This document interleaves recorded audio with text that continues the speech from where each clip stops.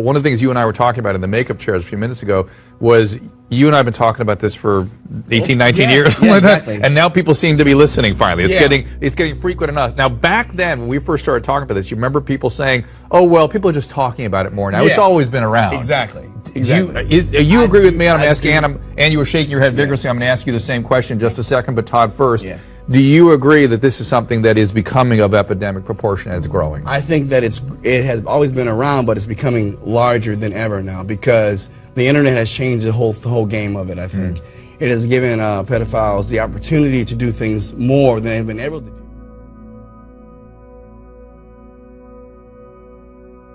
It was a very powerful night. We just passed Frances McDormand at the photos, and she said, "What a night to be in that room." And it does feel like a very, very historic night. And Oprah captured it incredibly well.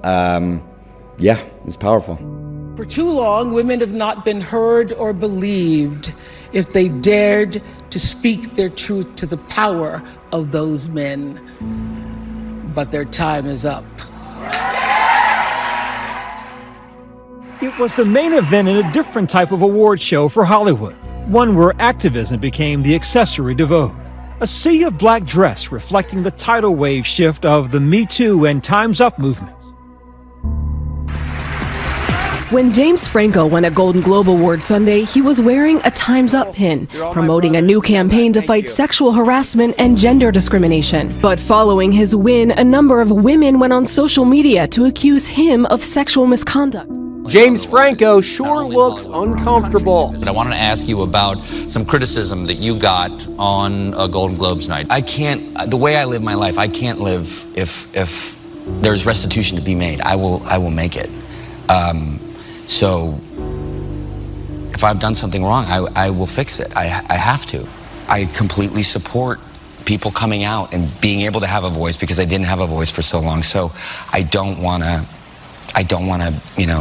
shut them down in any way. It's I think a good thing, and I support it. This morning, the New York Times announcing it has canceled a panel discussion with Franco because of these allegations. By the way, my thing is this: it's not just Hollywood's dirty little secret; it's the world's dirty little secret.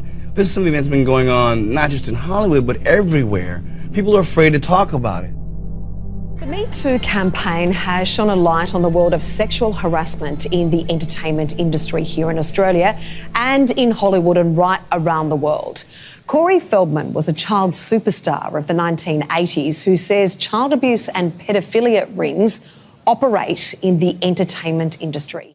Whether he was playing Mouth in Goonies, first you gotta do the truffle shuffle, Teddy in Stand By Me, oh, Gordy just screwed the pooch, or starring alongside his best mate Corey Haim in Lost Boys, Corey Feldman looked like he had it all.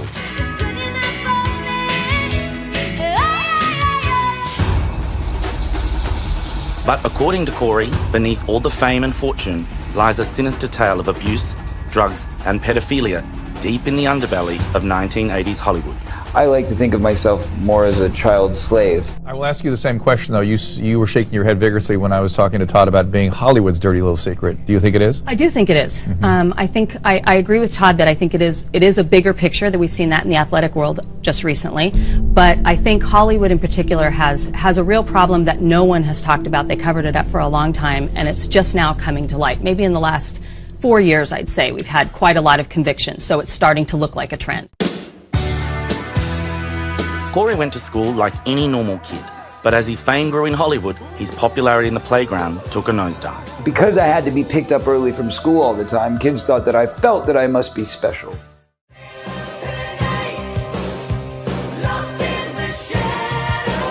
With his life a mess, Corey turned to Hollywood. The closest thing I remember to having as confidants or friends were directors and producers of commercials that would come to me and say, "Hey, you all right, kid? Why do you seem so unhappy? Why are you so miserable to be here?" And I'd be like, no, I'm happy to be here. Trust me, because if not, I'd be at home, and home is much worse. It's an unspoken code, just like the unspoken code that if you hear that somebody's being molested, you look the other way. The LA Times this morning has just published an article in which 5 women accuse actor James Franco of sexual misconduct. 4 were his students, and another said he was her mentor. including actress Ali Sheedy, who in a now deleted tweet appeared to write, "James Franco just won. Please never, ever ask me why I left the film TV business." I have no idea what I did to Ali Sheedy. I directed her in a play off Broadway. I had nothing but a great time with her, total respect for her. And actress Violet Paley, who tweeted, "Cute times up, pen, James Franco." Who tweeted that Franco pushed her head down in a car towards his exposed groin. One woman says while she and 3 other women filmed a nude scene with Franco 3 years ago, he removed protective plastic guards covering other actresses' genitals. 2 other student actresses also recounted negative on-set experiences. Both said Franco became angry when none of the women, while at a shoot, would agree to be topless. The Golden Globes. So I want all the girls watching here and now to know that a new day is on the horizon.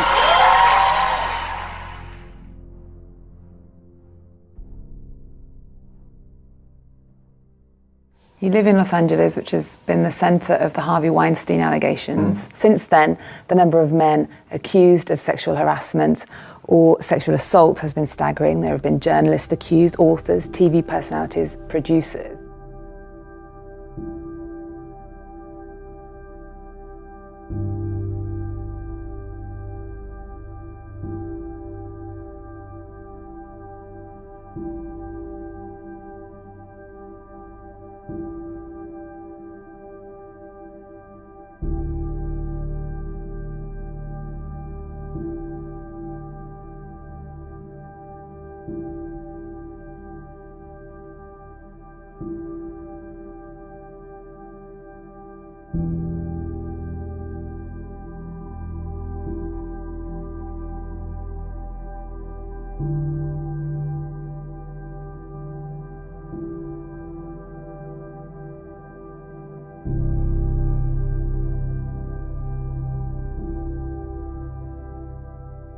Have you come across a lot of this behavior in the music industry? I haven't come across it, but then that's not to say that it doesn't exist. It's very different, the movie industry. You know, people have often asked me, why don't you act? You know, you'd be a really good actor. And, you know, my case response has always been, oh, no, I don't have passion for it. You know, and therefore I wouldn't be good at it. Well, okay, hashtag real talk for a second. If I wanted to act, I could kill it. I know I could be a really good actor. I don't know if I could be a great actor, but I'd be a really good actor because it's essentially what you do when you sing. But I've never wanted to do it because of the lack of control of my own destiny. There's such a great power imbalance. There are these few people that wield all this power. I think it's great that it's all coming out in the open. And when that new day finally dawns, it will be because of a lot of magnificent women, many of whom are right here in this room tonight, and some pretty phenomenal men fighting hard to make sure that they become the leaders who take us to the time when nobody ever has to say, "Me too," again. Rousing words, optimistic words, perhaps a candidate's words? The hashtag Oprah 2020 trending overnight, some tweeting how Oprah's words gave them hope for the future, a sense of inclusiveness.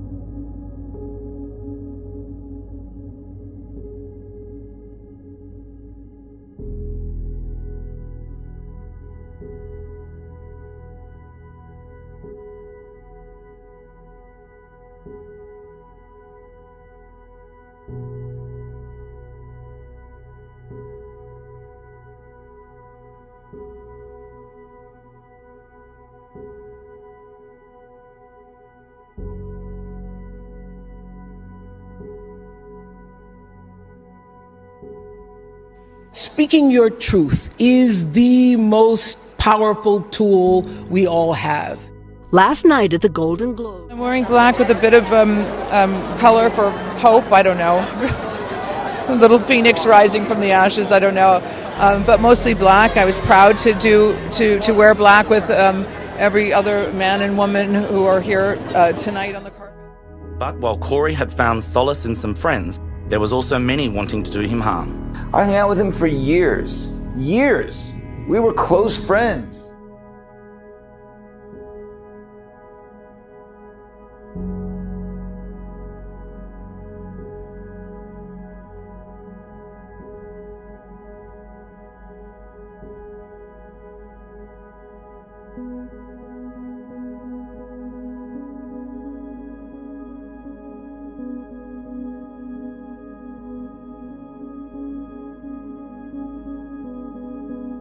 Beneath this child actor's cheeky smile and brash attitude was a victim of an alleged pedophile ring.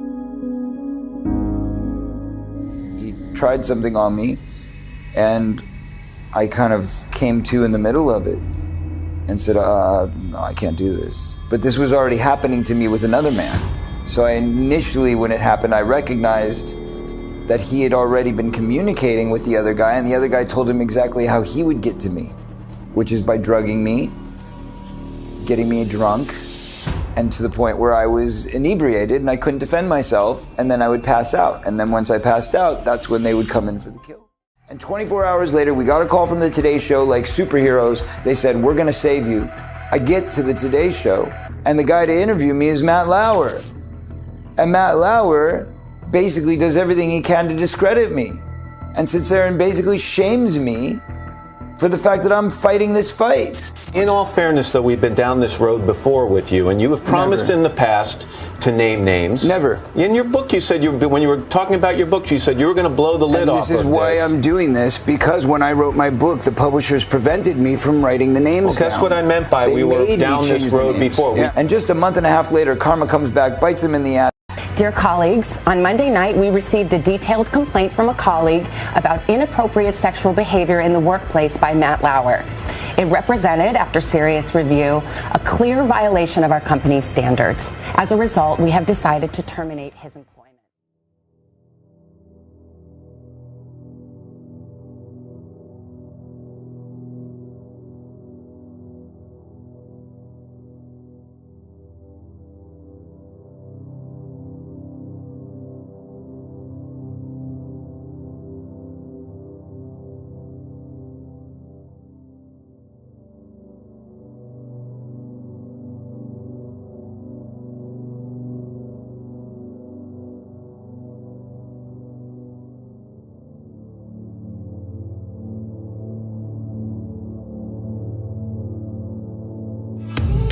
The whole point of this is not just about making a movie, it's about making a stand. It's about standing up. And the biggest disappointment for me is that really nobody from the Hollywood community has said, we're going to stand with you. I'm only one man. I can only speak on what I know for sure. And what I know for sure is that Hollywood protects a group of pedophiles who are still working within our industry. Now, I'm sure there's much more famous and renowned ones that I don't even know about because I see them coming out on the news every day. But the ones I do know about, the only way that I can be helpful is to tell my story without any barriers put upon me. Women started tweeting sexual accusations against him in the last couple of days after he wore a Time's Up pin and won a Golden Globe on Sunday. The things that I heard that were on Twitter are not accurate. But I completely support people coming out and being able to have a voice because I didn't have a voice for so long. So I don't want to, you know, shut them down in any way. It's I think a good thing, and I support it.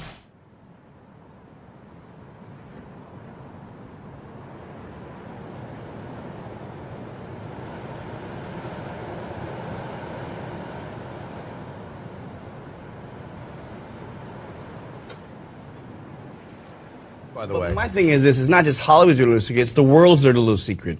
This is something that's been going on not just in Hollywood but everywhere. People are afraid to talk about it. But you know, I really think it has a lot to do with how you approach your children. With his life a mess, Corey turned to Hollywood.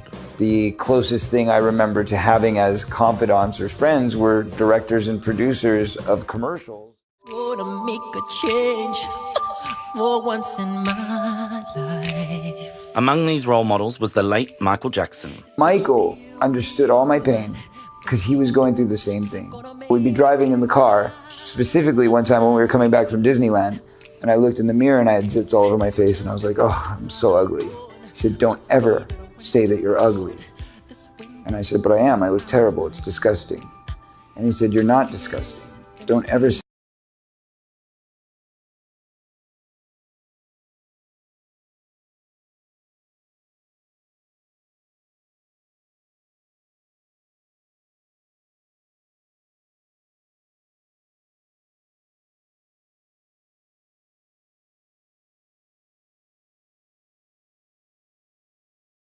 I mean, he'd certainly saved my soul.